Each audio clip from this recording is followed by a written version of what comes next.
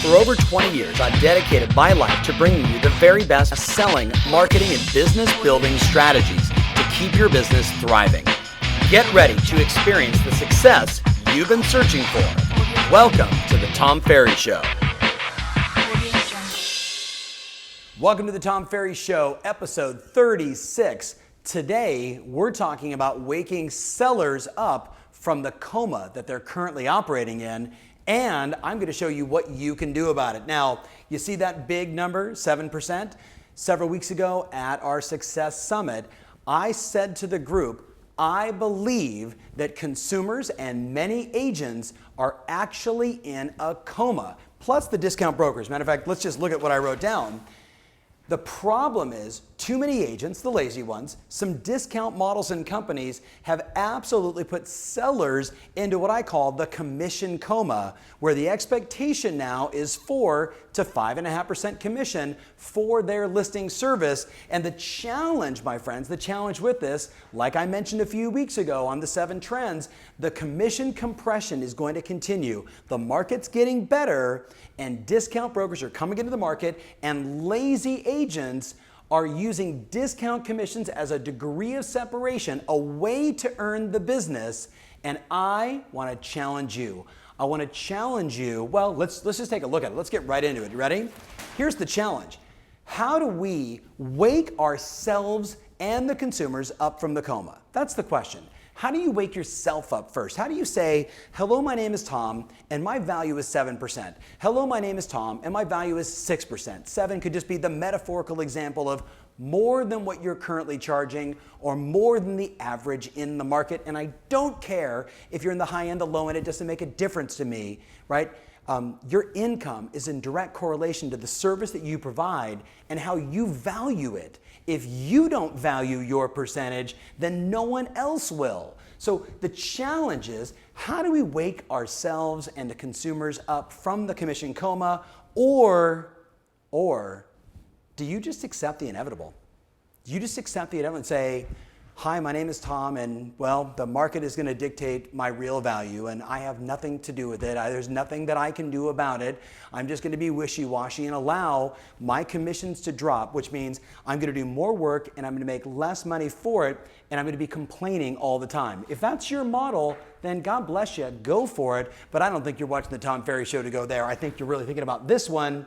So let's talk about some of the solutions. I wrote down 4 things to begin the process, right? To start the journey. So here's number 1 under solutions.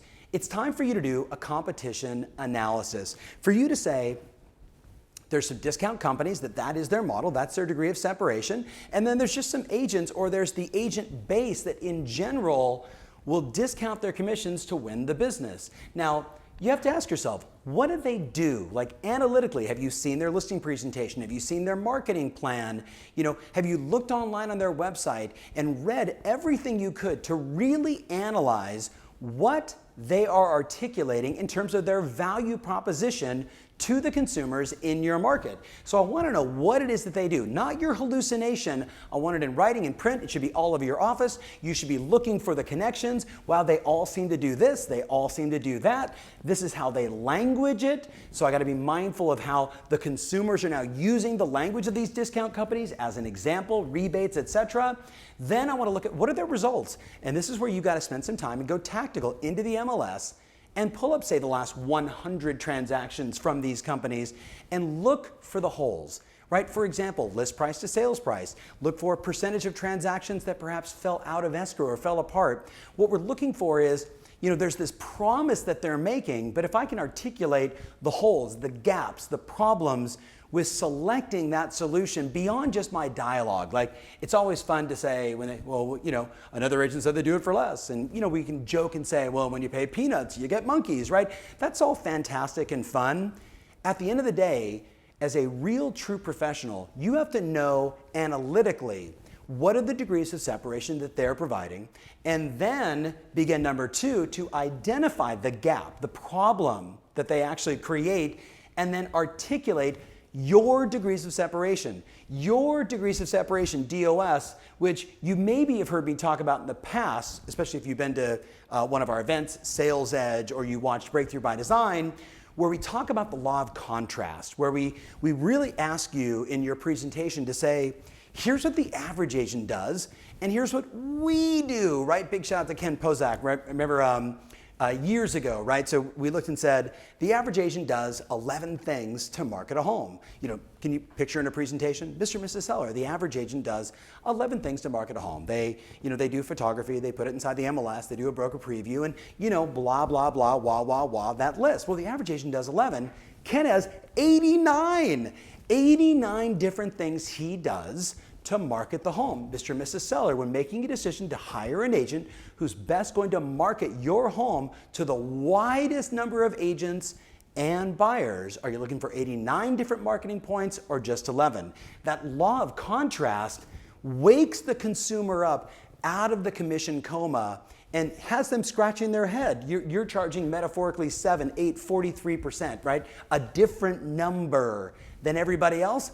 Why is he charging more? Why is she charging more? What does she do differently? You've got to be able to articulate that.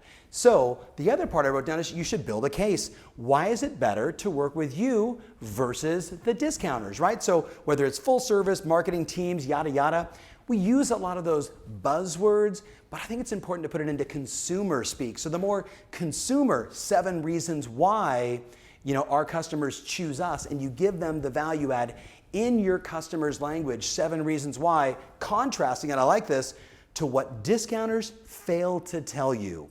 Wouldn't it be cool if you had a little sheet, laminated, beautiful, that said what discount brokers failed to tell you until they got the listing or after they got your listing signed, and then you articulate all of the gaps, the holes, the mistakes, the errors, those degrees of separation between you and the competition. Just by doing this, no matter what, your presentation is going to be more articulate, it's going to be more powerful, you're going to have way more swag, way more confidence walking in and presenting to these customers your true value beyond just some of those buzzwords we're all accustomed to, full service marketing, etc. You can really point out the clear and distinct differences between you and that discount broker, again, giving you a better shot to increase your value and earn the money you deserve. The last one, number 4, and this is really why I was challenging everybody at the summit, is that it forces you to step up your game, to innovate, to improve, to create more value, and to learn how to sell your services with authority. Too many people in this industry, I don't want to misquote this, I think Stefan Swanpool, big shout out to Stefan, in 2007 shared with me this NAR quote. And I'm for the record, warning, it was an old quote, but essentially it said something like this, that, a high percentage, 85, whatever the number was, 86.2%, who cares? That this huge percentage of agents were coming into the real estate space with no sales, no marketing, and no negotiation skills whatsoever. Right? So this giant wave, and NAR said they're coming into the industry with no sales, no marketing, no negotiation skills whatsoever. And I remember when Stefan shared this with me, big shout out to Stefan Swanpool, great guy, follow him at Swanpool, amazing dude. He shared this with me and I said, Stefan, they forgot the main part of the quote. And he said, what do you mean? And I said, the main part is, 80 whatever percent came in the industry with no sales, no marketing, no negotiation skills. And I said, and the part they missed was, and most maintained it. And most maintained it. NAR does say that 87% of all agents fail after 5 years, and I believe that number will remain the same because agents aren't willing to do the work to articulate their value, to learn to sell themselves and to sell their services and to believe confidently in their negotiation ability, starting with their fees. Now, if you go to tomferry.com, you can download a bunch of scripts. The reverse pyramid close. Go on YouTube. Watch a bunch of our videos. We've got live listing presentations. If you just go in and Google on YouTube, that sounds kind of funny, but you know what I mean. Live listing presentation, Tom Ferry. 10, 20, 30, 40, 50,000 views because agents need to know what to say. I'm asking you to do your homework. I'm asking you to wake the consumers and the agents in your market out of the commission. Boop, boop, boop, boop, coma. I dare you. Thanks so much for watching. Remember always, your strategy matters. And now more than ever, your ability to articulate your degrees of separation absolutely rule. Thanks for watching. If you love what you're seeing here, then click the button below to join our online community absolutely free. Thanks so much.